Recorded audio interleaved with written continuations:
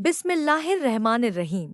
मोहम्मद सल्लल्लाहु अलैहि वसल्लम के विसाल के बाद इस्लामी राज्य की जिम्मेदारी जिन महान व्यक्तियों ने संभाली, उन्हें इतिहास में खुलाफाए राशिदीन कहा जाता है। ये चारों खलीफा अपने न्याय, तकवा और सादगी के कारण इस्लामी इतिहास में आदर्श शासक माने जाते हैं। इनमें हज़रत अबू बकर सिद्दीक रादियल्लाहु अन्हु पहले खलीफा थे। हज़रत अबू बकर सिद्दीक रादियल्लाहु अन्हु का शासन इस्लामी एकता की रक्षा का समय था। उन्होंने झूठे नबियों और ज़कात से इनकार करने वालों के विरुद्ध कठोर रुख अपनाया। उनकी दृढ़ता ने इस्लामी राज्य को टूटने से बचाया।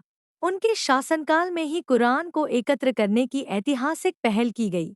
हज़रत उमर इब्ने खित्ताब रादियल्लाहु अन्हु का शासन न्याय और प्रशासन का स्वर्ण युग माना जाता है। उन्होंने न्याय व्यवस्था को स्वतंत्र बनाया। उन्होंने शासकों को जनता के प्रति जवाबदेह ठहराया। बैतुल माल को उन्होंने गरीबों और ज़रूरतमंदों की सहायता का केंद्र बनाया। वे रात के समय भेष बदलकर जनता की स्थिति का जायजा लेते थे। हज़रत उस्मान इब्ने अफ़्फ़ान रादियल्लाहु अन्हु के शासनकाल में इस्लामी राज्य का विस्तार बहुत दूर तक हुआ। उनका सबसे बड़ा योगदान कुरान का मानक मुसहफ़ तैयार कराना था। इस कार्य से उम्मत में एकता बनी रही। उनकी दयालुता और उदारता इतिहास में प्रसिद्ध है। हज़रत अली इब्ने अबी तालिब अलैहिस्सलाम का शासन अत्यंत कठिन परिस्थितियों में रहा। आंतरिक संघर्षों और फितनों के बीच उन्होंने सत्ता संभाली। इसके बावजूद उन्होंने न्याय और सत्य से कभी समझौता नहीं किया।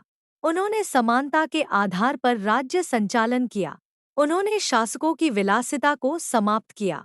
खुलाफाए राशिदीन की शासन व्यवस्था कुरान और सुन्नत पर आधारित थी।